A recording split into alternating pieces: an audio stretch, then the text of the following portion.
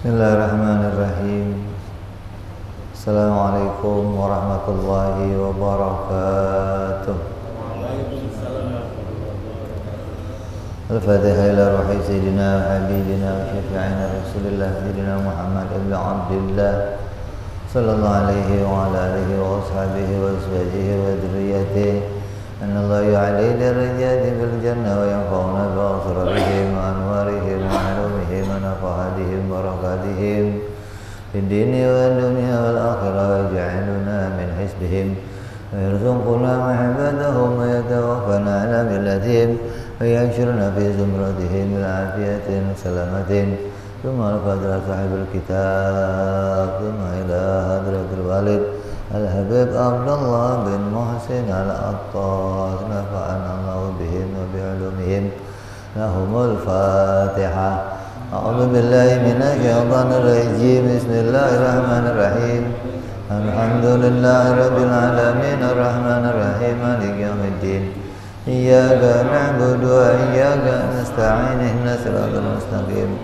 Siratal ladzina an'amta 'alaihim ghairil maghdubi 'alaihim waladdallin. Amin. Bismillahirrahmanirrahim.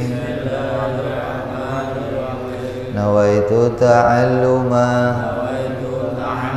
wa ta'lima wa tadhakkura wa tadhkira wa naf'a wal intifa'a wal ifadata wal istifadata wal hisab ala tamassuki bi kitabillahi sunnati rasulillah sallallahu alaihi wasallam wa du'a ilal huda wa dilalata alal khairi ibtigha'a mardatihi wa qurbihi wa thawabihi wa husnil khatimah ma'al lutfi wal afiyah wa salahil akibah. Bismillahirrahmanirrahim. Alhamdulillahirabbil alamin. Salatu wassalamu ala asyrafil anbiya'i wal mursalin Sayyidina wa habibina wa syafi'ina wa maulana Muhammadin wa ala alihi wa sahbihi ajma'in. Amma ba'du, qala musanniful kitab rahimahullah wa nafa'ana bihi wa bi'ulumihi fid darain. Allahumma aftah qulubana futuhal arifin wa bihikmatika wansur alaina birahmatika ya arhamar rahimin. Ila anqal. Kemarin sudah kita bahas sifat qudrat, iradah, maknanya wajib Allah mampu menjadikan segala sesuatu yang mungkin terjadi. Allah tidak menjadikan yang tidak mungkin. Perkara tidak mungkin itu tidak bisa diciptakan. Terus selanjutnya wajib Allah bersifat iradah. Maknanya Allah wajib berkehendak. Allah wajib pada zatnya bersifat berkehendak. Kita juga punya kehendak, punya kemauan kan? Tapi kehendaknya kita itu maknanya apa? Gharad. Kehendak kita itu maknanya mengharapkan sebuah harapan, saya pingin begini, saya begini, itu adalah harapan agar itu bisa terjadi gitu. Nah kalau kehendaknya Allah menentukan gitu. Allah itu berkeinginan, maknanya Allah itu menentukan segala yang akan terjadi. Apapun yang akan diciptakan oleh Allah di jagat raya ini, semua yang muncul itu ditentukan oleh Allah sebagian keadaannya. Jadi nggak ada yang muncul atas harapannya sendiri, nggak ada. Nggak ada yang terjadi atas harapan kamu sendiri, nggak ada. Semua yang terjadi sesuai dengan ketentuan Allah.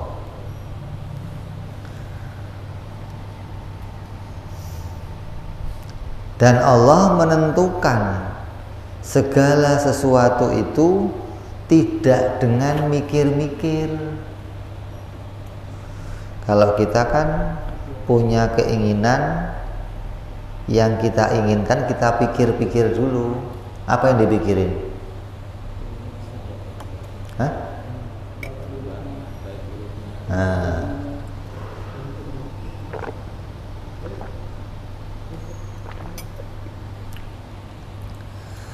kira-kira membawa keuntungan atau enggak, merugikan atau enggak gitu.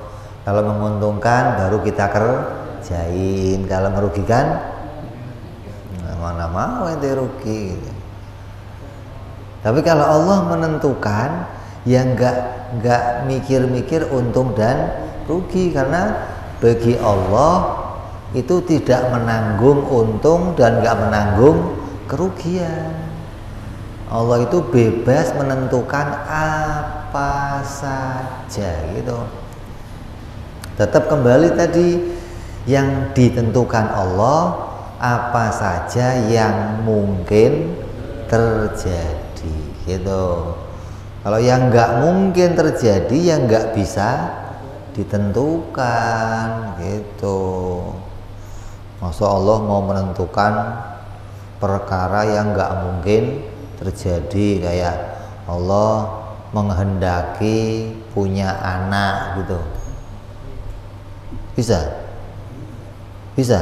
Ya mustahil dong gitu. Karena punya anak bagi Allah itu sesuatu yang tidak mungkin terjadi. Maka pasti perkara itu tidak dikehendaki oleh Allah.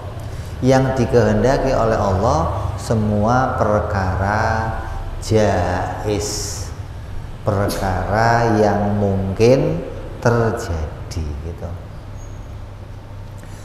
Jadi harus diyakini oleh tiap-tiap orang Islam, tiap orang-orang yang beriman, bahwa segala yang kita terima itu adalah hasil dari apa yang ditentukan oleh Allah Subhanahu wa ta'ala. Makanya kata Imam Al-Ghazali radhiyallahu an dalam kitabnya, dia mengatakan apa? Tidak ada yang namanya husnul khotimah. Coba Imam Ghazali yang ngomong, diprotes nggak kira-kira? Ulama pada protes, gimana sih Imam? Orang kita semuanya pengennya husnul, kok ini malah nggak ada husnul khotimah? Kata Imam Ghazali apa? Yang ada itu husnul qodimah. Kalau husnul khotimah itu akhirnya baik, ya kan? Diakhiri menjadi orang baik. Kata Imam Ghazali, husnul khotimah itu asalnya diawali sesuatu yang baik. Lah awalnya apa? Awalnya apa? Ya ini kehendaknya Allah. Kalau kamu dikehendaki oleh Allah baik, jadinya apa? Baik. Kalau kamu dikehendaki jelek, ya jelek. Berarti husnul khotimah itu mengikuti husnul khotimah, didahului sesuatu yang baik. Maka kita berharap mudah-mudahan kita itu dikehendaki oleh Allah jadi orang yang baik. Harapannya begitu. Bukan saya pengen jadi orang baik, karena semua yang terjadi itu sudah ditentukan. Gak ada yang belum, gak ada. Dari mulai awalnya manusia sampai akhirnya manusia nanti semua sudah beres. Semua sudah Allah tentukan. Besok akan terjadi apa? Tanggal 14 nanti presidennya siapa? Sudah ada dalam ketentuan Allah apa belum? Ada belum? Berarti sudah terjadi semua nih. Di ilmunya Allah, di kehendaknya Allah sudah beres semua. Nggak ada yang belum terjadi, nggak ada, semuanya sudah ditentukan. Akan jadi apa nanti, besok akan apa, lusa akan apa, tahun depan akan bagaimana, terus semua sampai nanti hari kiamat semua udah beres. Setelah kiamat ini dibangkitkan juga dalam ketentuannya Allah, siapa yang akan masuk surga, siapa yang akan masuk neraka, siapa yang selamat, siapa yang enggak selamat, semuanya ditentukan oleh Allah Subhanahu wa ta'ala.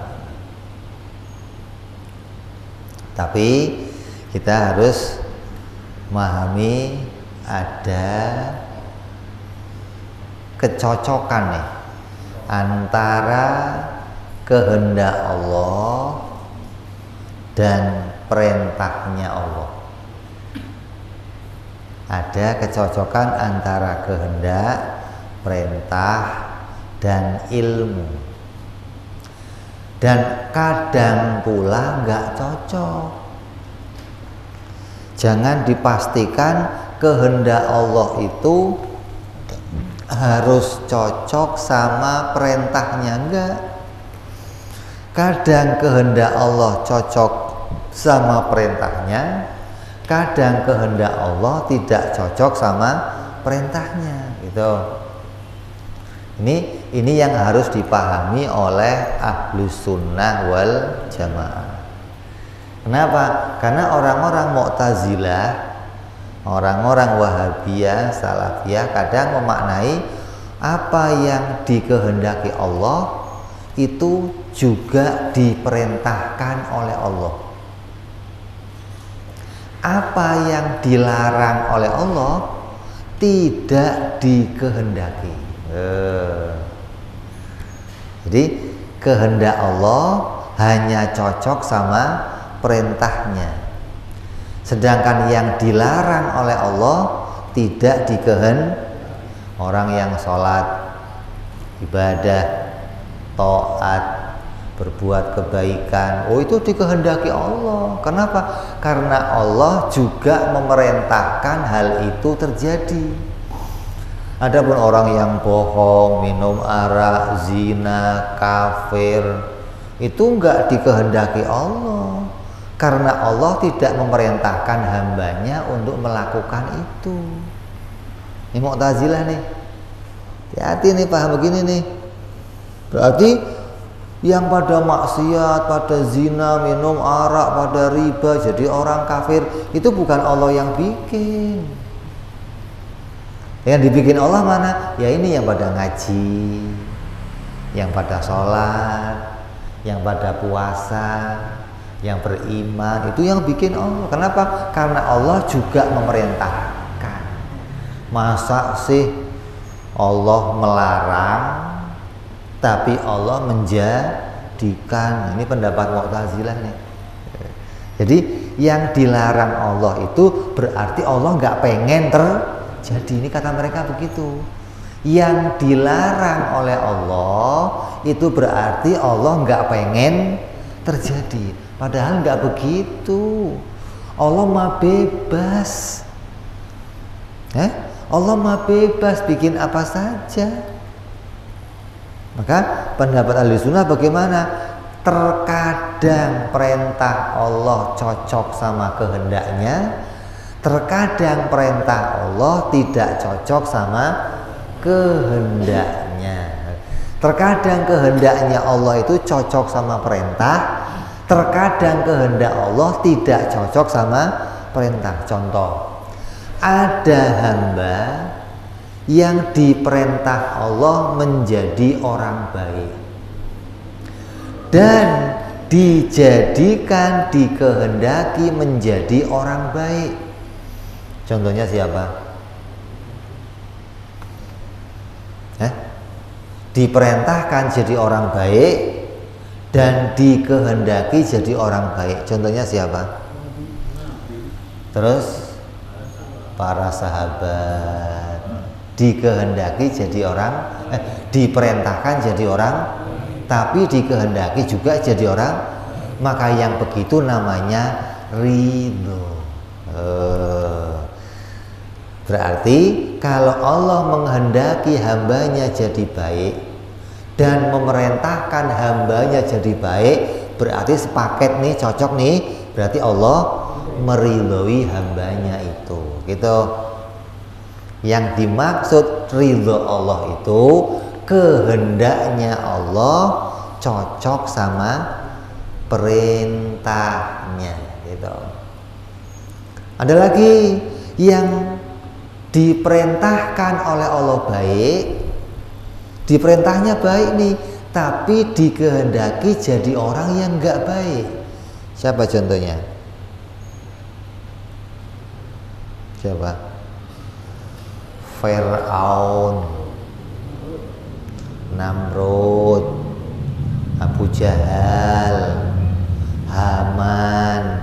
Diperintah nggak jadi orang baik? Diperintah nggak? Diperintah dong. Nabi Musa datang kepada mereka, Nabi Ibrahim datang sama mereka, Nabi Muhammad datang merintah sama mereka, tapi Allah tidak menghendaki mereka jadi orang baik. Gitu loh.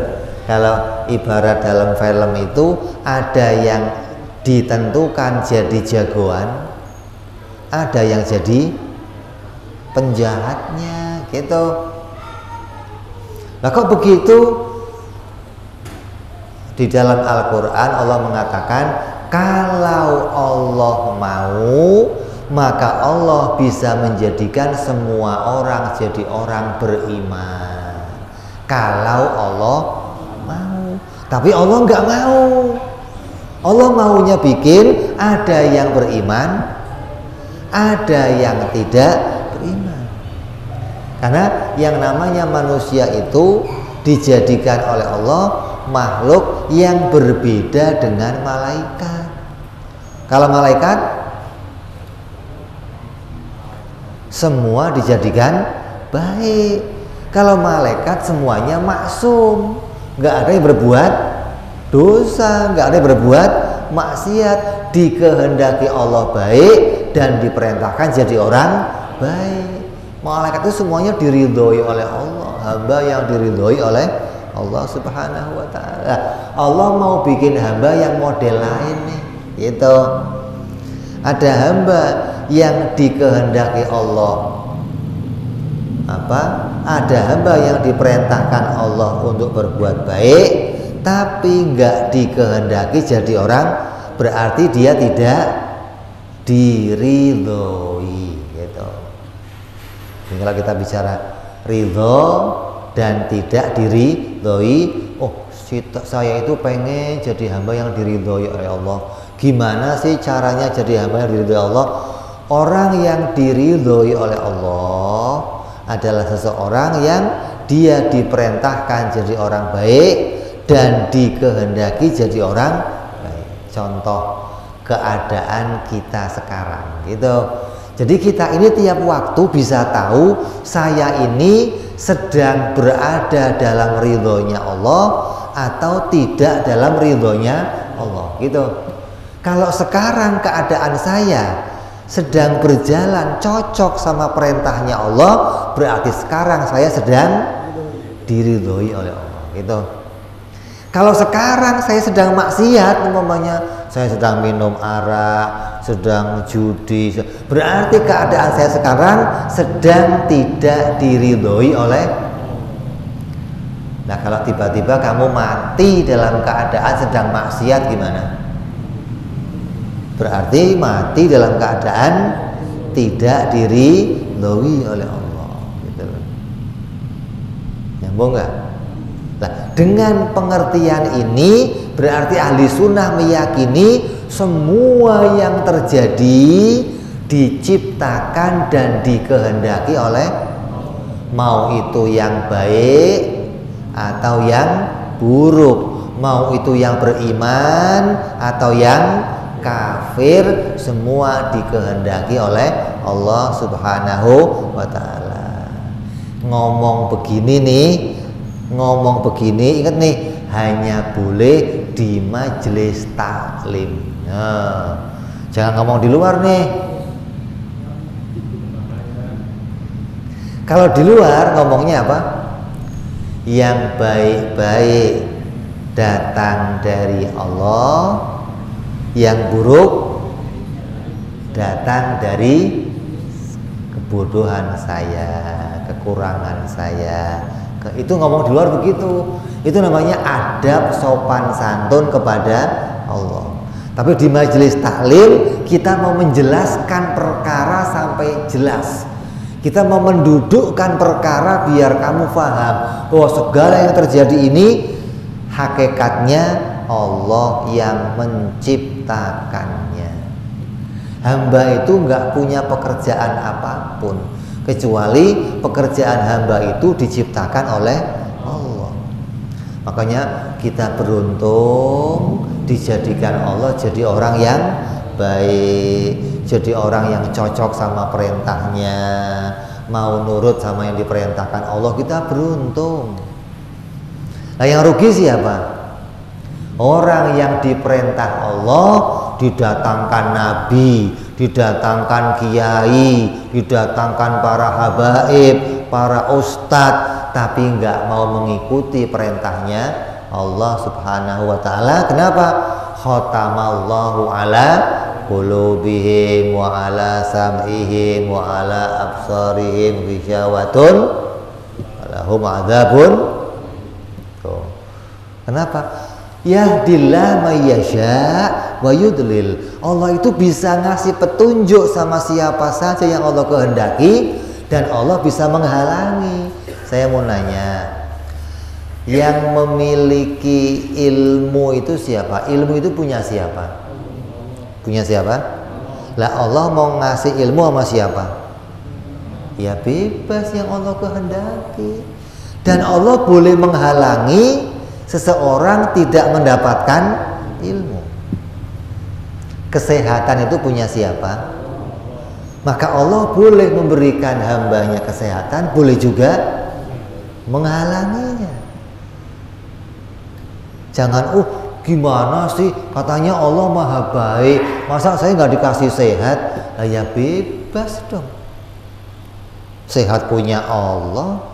Kalau Allah mau, Allah akan jadikan seorang hamba sehat. Kalau Allah pengen menghalanginya, maka tidak ada yang bisa mencegah keinginannya Allah Subhanahu wa ta'ala.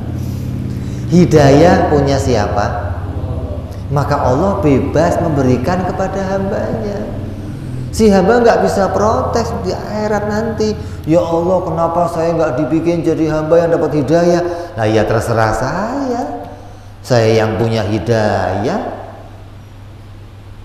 Tapi ketika seorang hamba dihalangi Allah mendapatkan hidayah, dia didatangkan oleh Allah berbagai petunjuk. Nabi datang, ulama datang, kiai datang. Artinya seorang hamba itu pada dasarnya ketika dia dihalangi mendapatkan hidayah, itu cocok sama pilihan si hamba itu. Memang si hambanya demennya maksiat, emang si hambanya demennya nggak mau ke masjid, Emang hambanya nggak mau mendekat sama ulama. Ketika ulama datang dia nolak, nabi datang dia nolak, kiai datang dia nolak, maka cocok sama kehendak Allah, dia dihalangi dapat petunjuk dari Allah Subhanahu wa ta'ala. Gitu. Jadi kalau kita melihat pergerakan hamba di dunia nih, ketika lihat hamba yang baik, kita muji Allah, ya Allah, beruntung banget hamba-hamba itu kamu jadikan baik. Ketika lihat yang jelek-jelek, ya Allah, ini sedang kamu uji, ya Allah, mudah-mudahan saya lulus dari ujian-ujian yang seperti itu, dijadikan orang yang diridhoi. Itu selalu begitu harapannya. Jangan pernah merendahkan orang yang dibikin jelek oleh Allah. Ente ngaji di masjid, sholat berjamaah di masjid, keluar masjid lihat orang gitaran jreng jreng, ente apa lu? Jangan. Kenapa? Allah bisa membolak-balikkan sesuatu. Hati-hati nih. Sekarang kamu dibikin baik oleh Allah, besok lah belum tentu. Hidayah punya Allah. Allah bisa mencabutnya, Allah bisa meletakkannya. Yang tadi pada gitaran jerang-jereng, besok jadi orang, nah boleh saja. Jadi jangan merendahkan, mencemooh orang-orang yang sedang diuji oleh Allah. Mereka sedang dalam ujiannya Allah nih. Antara apa? Ikut perintah Allah atau melanggar perintah Allah, ikut perintah Allah atau mendatangi perintah Allah. Mereka sedang dalam ujian. Hingga kita doakan mudah-mudahan mereka diberikan kekuatan untuk memilih mau mendatangi perintahnya Allah. Kenapa? Untuk mendatangi perintah Allah butuh taufik dari Allah. Kalau nggak ada taufik, alah boro-boro bisa bergerak kita ini. Kalau nggak ada taufik, boro-boro kita bisa mengerjakan perintahnya Allah. Jadi sekarang kita bisa ngaji nih. Dari rumah kita pengen, ntar saya mau maghrib, terus mau ngaji di sono. Kita punya keinginan kamu itu cocok sama kehendaknya Allah. Maka terjadi sekarang ini. Kalau keinginan kamu nggak cocok sama kehendaknya Allah, yang terjadi siapa?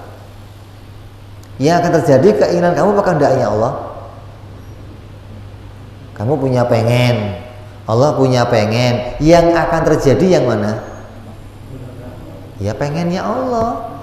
Ente pengen maksiat, ente pengen berzina, ente pengen minum arak, tapi Allahnya nggak pengen.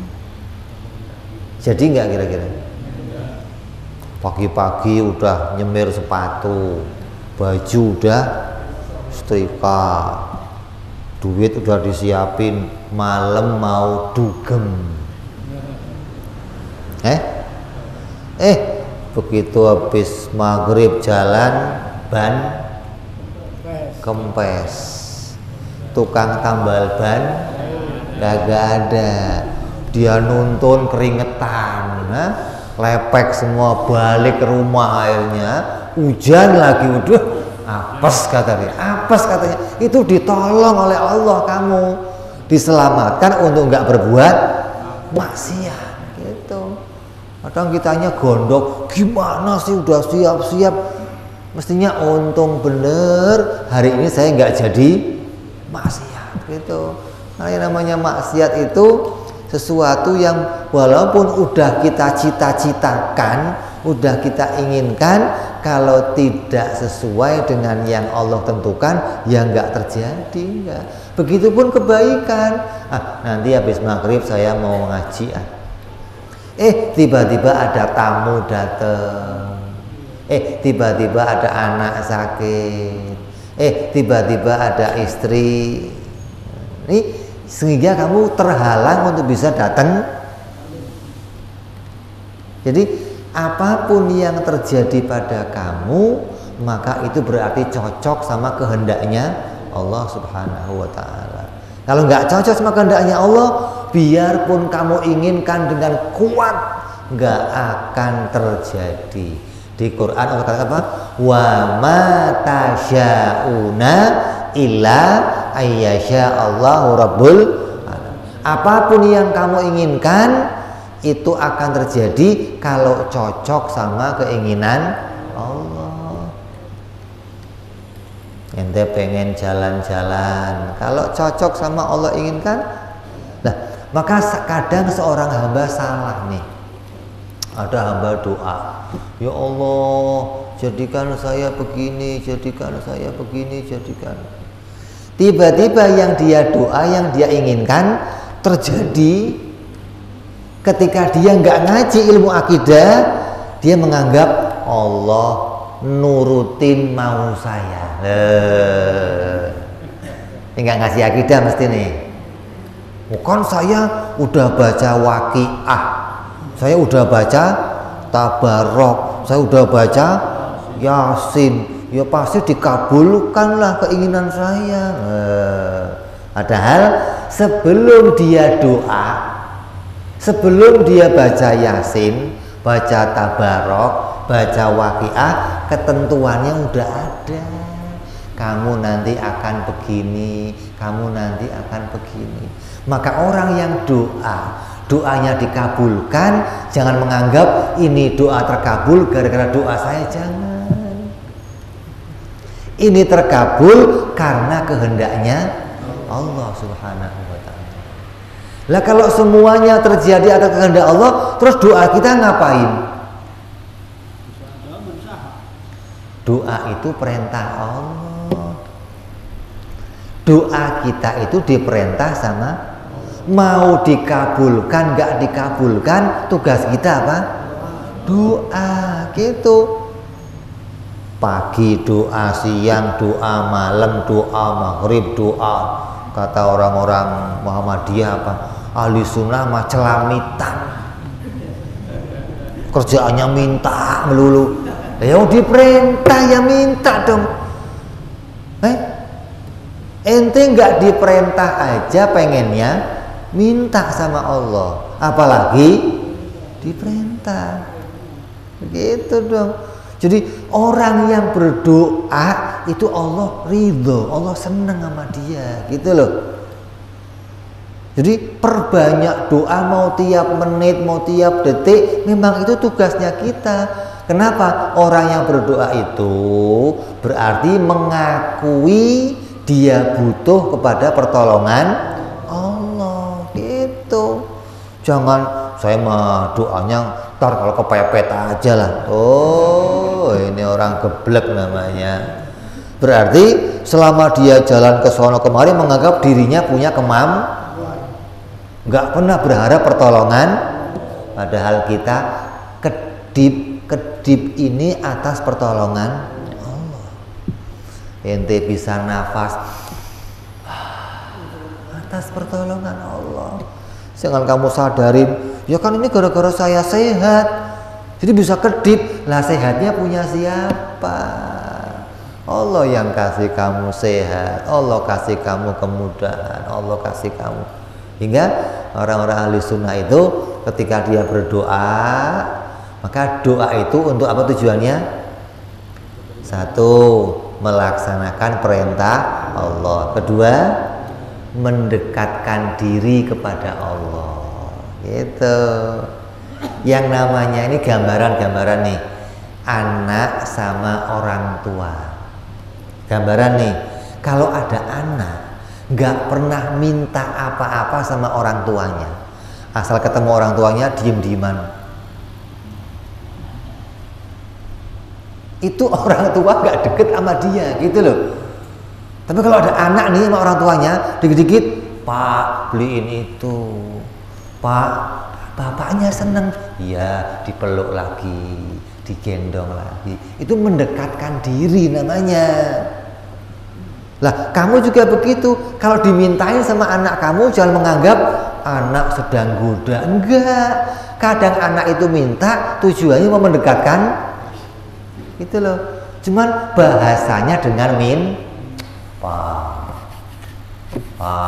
gitu loh. Lah kita begitu sama Allah. Jadi ketika seorang hamba tambah banyak berdoa kepada Allah, dia tambah mau mendekatkan diri kepada Allah Subhanahu wa ta'ala. Kata Nabi, semua yang berdoa itu dikabulkan. Semua orang yang doa dikabulkan kecuali yang nggak ngaji ilmu tauhid. Kok bisa? Kecuali orang yang doanya buru-buru. Sahabat nanya, ya Rasulullah, doa yang buru-buru gimana? Yang ketika dia berdoa nanya, kok belum dikabulkan ya? Itu doanya orang geblek tuh. Di Quran Allah perintahkan ud'uni astajib, berdoalah kamu kepadaku. Terusannya apa? Itu terjemahnya, bukan tafsirnya. Tafsirnya apa? Mintalah kamu kepadaku apa saja, minta, dan akan aku kabulkan kapan saja waktunya yang aku pilih. Gitu. Itu nggak bisa ngatur Allah, nggak bisa. Kita ini diatur sama Allah, bukan ngatur. Ya Allah minta duit sekarang ya Allah. Bisa begitu? Enak aja loh. Ya Allah, token listrik bunyi ya Allah, tolong diisi sekarang ya Allah. Ya nggak bisa. Allah mau ngabulin kapan? Ya atas kehendaknya Allah. Kok tiba-tiba yang kamu kabulkan cocok, berarti sesuai kehendaknya Allah. Nyambung. Terus hati-hati nih, ada orang yang doa, dan ketika dia doa Allah itu ridho sama doanya, dan ketika Allah ridho sama doanya gak dikabul-kabulkan. Tuh, ada orang doa kepada Allah tapi Allah gak seneng sama doanya, segera dikabulkan. Hati-hati nih, jangan kalau kamu doa tiba-tiba langsung kabul menganggap Allah perhatiin saya. Bisa sebaliknya, Allah nggak senang sama kamu gitu. Ketika ada seorang hamba, Allah panggil malaikat Jibril ke sini. Dia minta apa? Segera berikan Jibril. Saya nggak senang sama suaranya. Coba.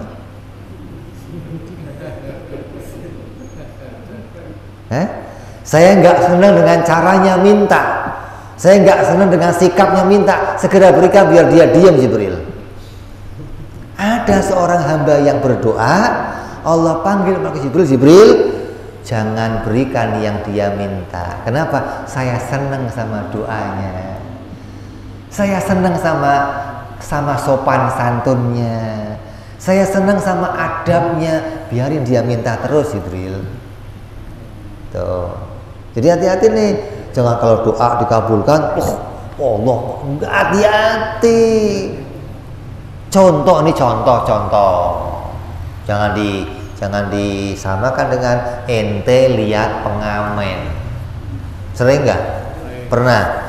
Kalau ente seneng sama pengamen atau ente lagi nggak seneng sama pengamen nih, sumpek pikirannya, pengamen dan jreng, ente apain? Buruan pergi lah. Gitu. Dikasih duit biar buru-buru pergi. Tapi kalau ente seneng, tambah lagi, satu lagi mas, tarik, tambahin duit lagi, tambah lagi. Kenapa? Ente seneng. Ini gambarannya begitu, gitu loh. Jadi jangan kepedean nih.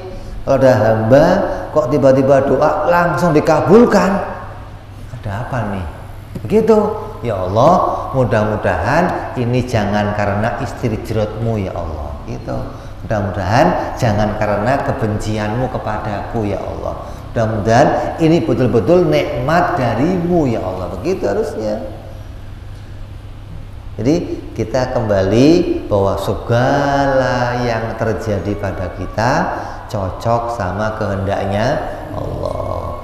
apapun yang kita lakukan, apapun yang kita inginkan, apapun yang kita harapkan, itu akan terjadi ketika sesuai cocok sama perintahnya Allah, sama kehendaknya Allah. Terus kehendak Allah ada dua, Allah menghendaki meridhoi hambanya dan Allah menghendaki tidak meridhoi hambanya. Hamba yang diridhoi yang bagaimana? Hamba yang diperintah baik dan dikehendaki jadi orang baik. Hamba yang tidak diridhoi, hamba yang diperintah baik dan tidak dikehendaki jadi orang baik. Gitu. Nyambung. Ya, ini yang harus kita pahami dari Allah wajib berkehendak. Maknanya tidak ada yang muncul di jagat ini kecuali terjadi atas kehendaknya Allah Subhanahu wa ta'ala. Kan dikatakan apa? Quran idza arada syai'an ayyaqula lahu, apabila Allah menghendaki sesuatu itu pasti terjadi. Sebaliknya yang tidak terjadi berarti tidak dikehendaki oleh Allah gitu. Jadi kalau ada orang ngomong begini nih, kalau saya mau, saya mah bisa aja tiap bulan umroh. Kalau saya mau nih, saya mah bisa aja nyalon jadi presiden. Kalau saya mau nih, saya bisa aja kawin lagi. Itu bohong. Gitu. Semua bisa terjadi, bukan cocok sama maunya kamu, bukan.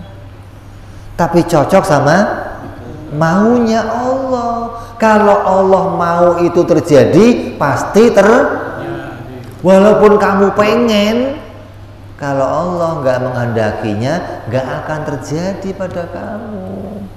Ya Allah, saya pengen berangkat umroh ya Allah. Ada yang udah bertahun-tahun nggak berangkat. Ada yang nggak pengen nih bangun tidur. Berapa? Siap-siap bikin paspor, besok umroh. Yang bener, ngimpi apa aku?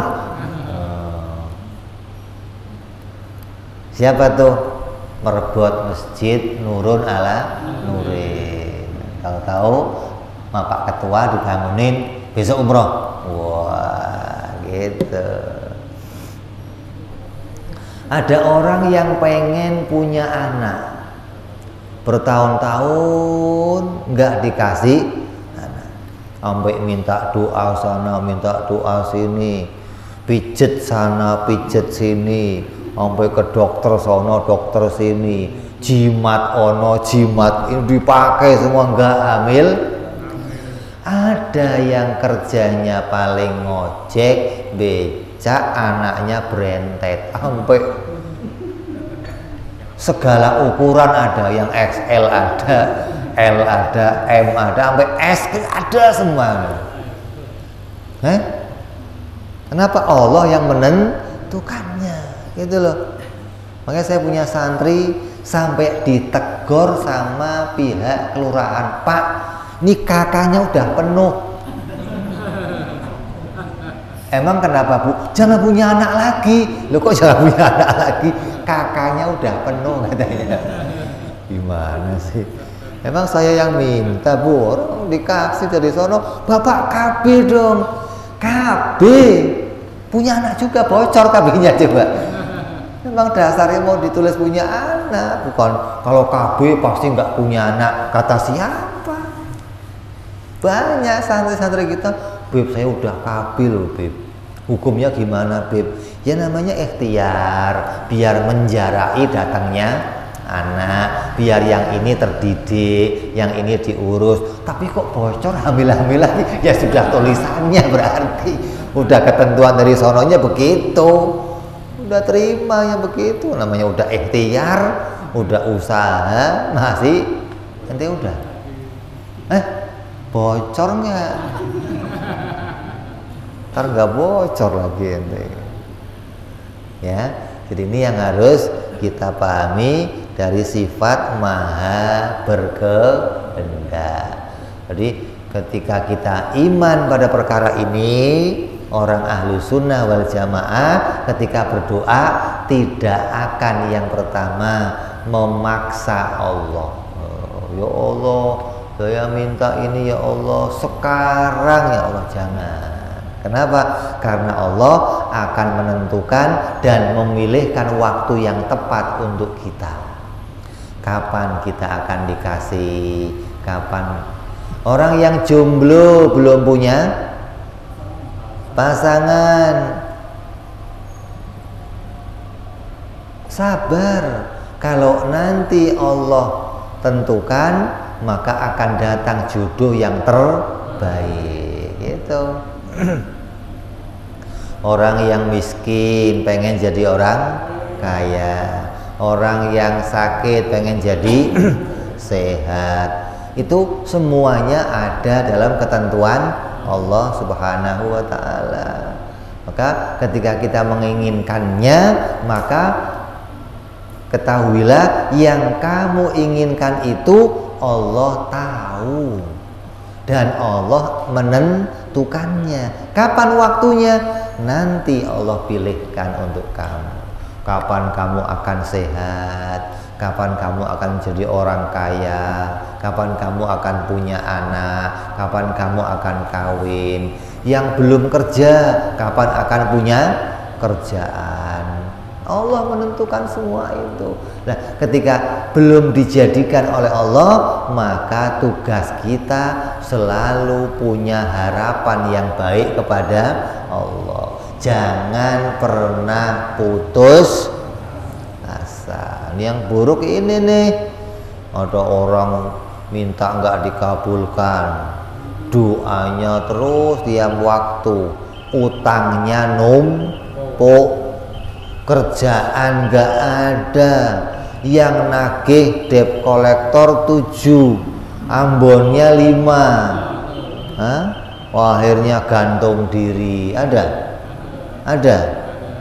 Gitu. Kenapa? Putus harapan dari rahmatnya Allah Subhanahu wa ta'ala. Kita nggak boleh tuh putus harapan begitu. Senantiasa harus, ketika kita mengimani Allah Maha Berkehendak, maka selalu yakin pasti datang waktunya saya dikehendaki jadi sesuatu yang baik, jadi mendapatkan perkara-perkara yang saya inginkan, tinggal tunggu waktunya sesuai dengan kehendaknya Allah Subhanahu wa ta'ala.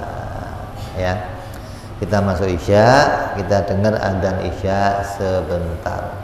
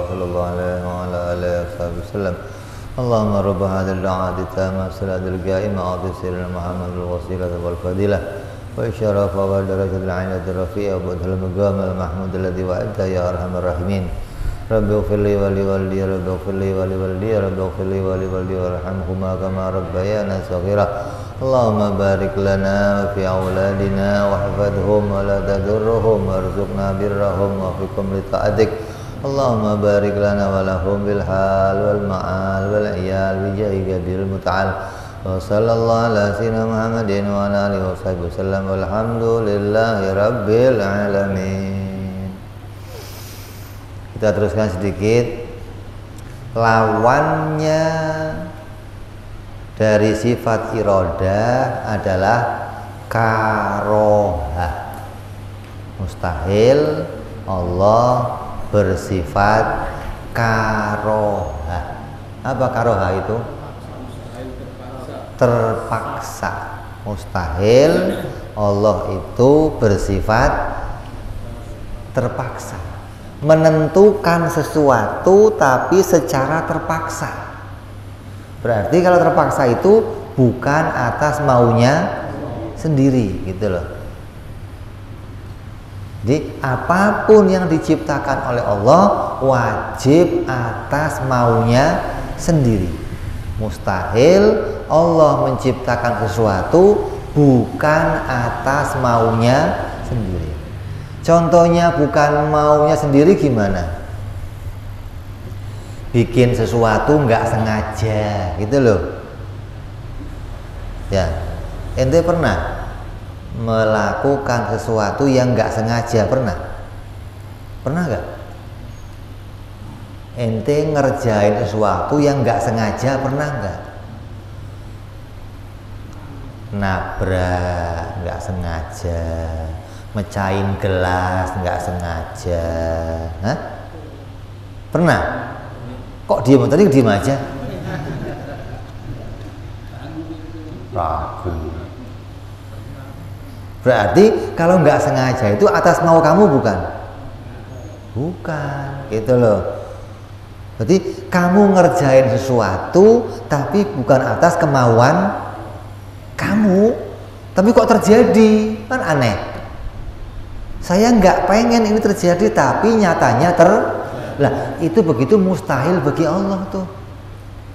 Mustahil ada sesuatu yang Allah ciptakan tapi Allah nyiptainnya nggak sengaja.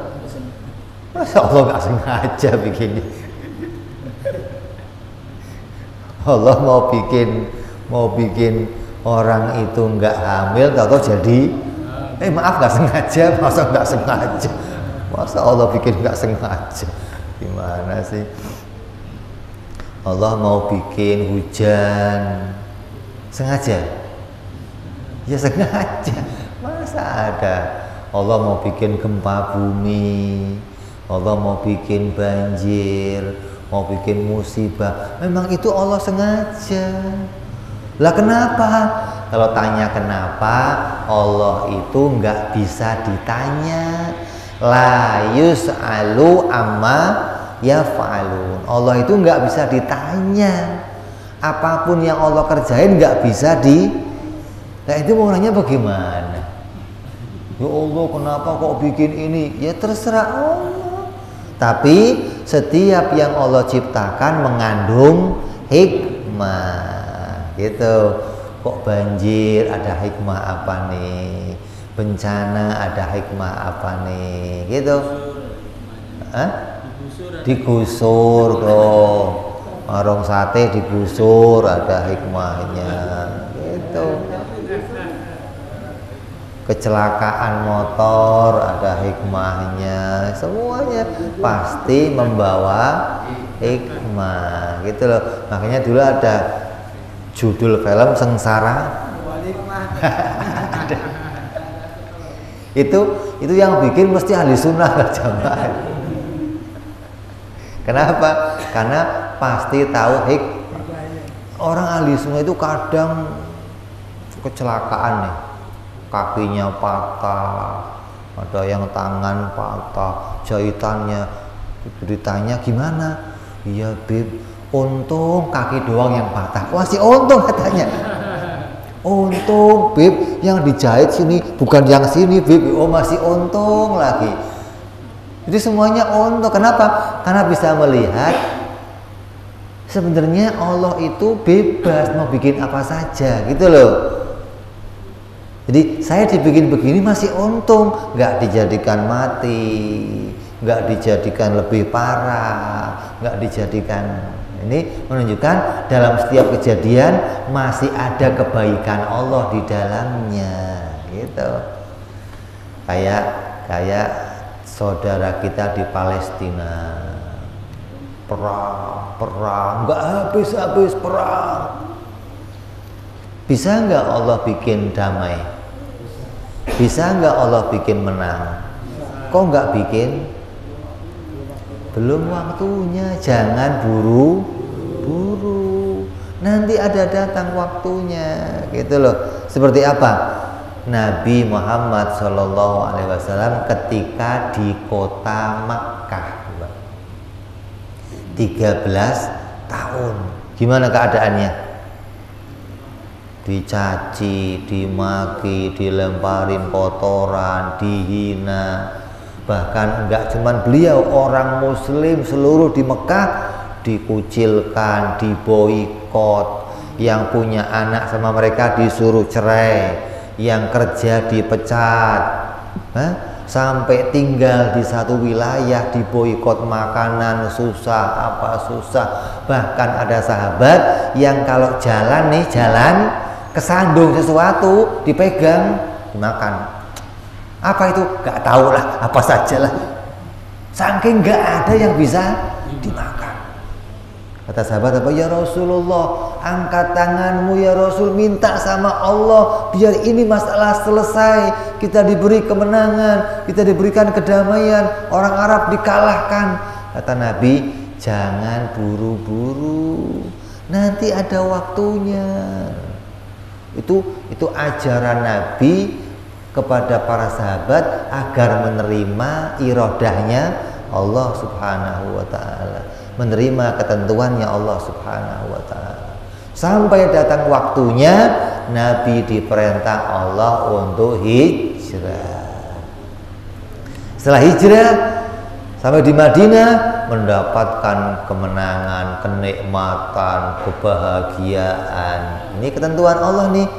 Yang tadinya kata orang Arab nih ketika di Mekah, nggak mungkin Muhammad bisa mengalahkan penduduk Mekah, nggak mungkin Muhammad bisa menguasai kota Mekah. Tapi lihat, ketika Allah jadikan Nabi pergi ke Madinah, Nabi kembali lagi ke Mekah dan menundukkan kota Mekah atas ketentuan Allah Subhanahu wa ta'ala. Itu begitu.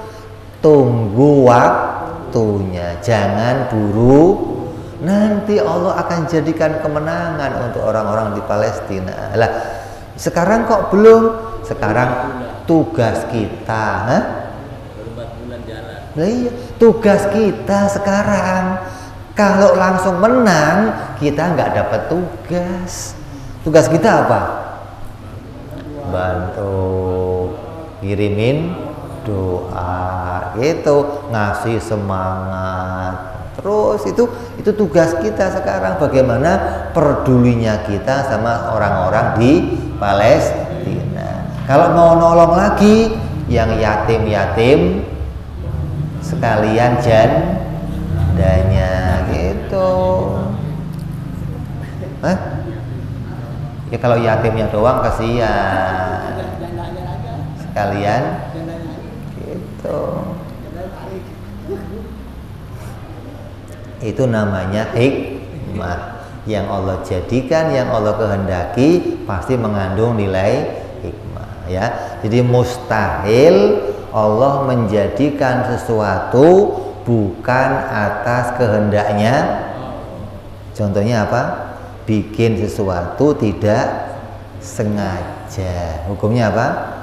Mustahil. Apalagi bikin sesuatu atas pesanan orang lain, yang mustahil lagi.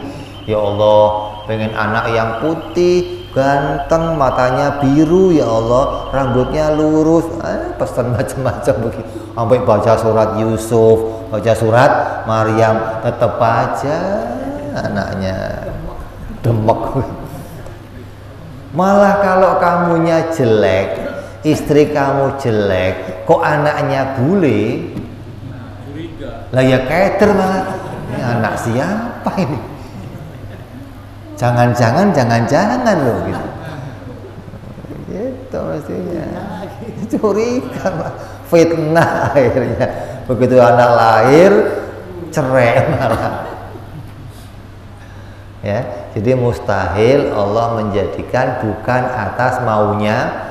Apapun yang terjadi di jagat terjadi atas maunya Allah Subhanahu wa ta'ala. Dan yang tidak terjadi berarti tidak dikehendaki oleh Allah Subhanahu wa ta'ala.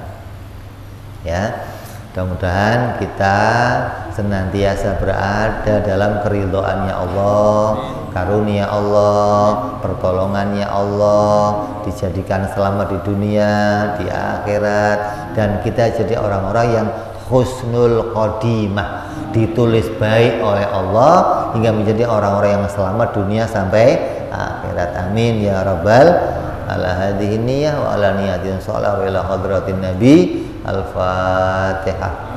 A'udzubillahi minasyaitonir rajim. Bismillahirrahmanirrahim. Alhamdulillahi rabbil alamin arrahmanir rahim maliki yaumiddin. Iyyaka na'budu wa iyyaka nasta'in ihdinas siratal mustaqim siratal ladzina an'amta 'alaihim ghairil maghdubi 'alaihim waladdallin. Ya Rabbana tarabna بأننا اقتربنا وأننا أسرفنا على لظى أشرفنا فتب علينا توبة تغفر كل حوبة استر لنا عوراتي وآمن روعاتي واغفر لوالدينا ربي ومولودينا والآل والإخوان وسائر الهلان وكل ذي محبة أو جيرة أو صحبة والمسلمين أجمع آمين ربي اسمع فضلا وجودا منا لا باكتساب منا بالمصطفى رسولي نضى بكل سولي صلى وسلم ربي عليه عند الحب وآله وصحبه والحمد لله في البدء والتناهي وأنا ربك رب العزة عما يصفون سلام على المرسلين والحمد لله رب العالمين. Assalamualaikum warahmatullahi wabarakatuh.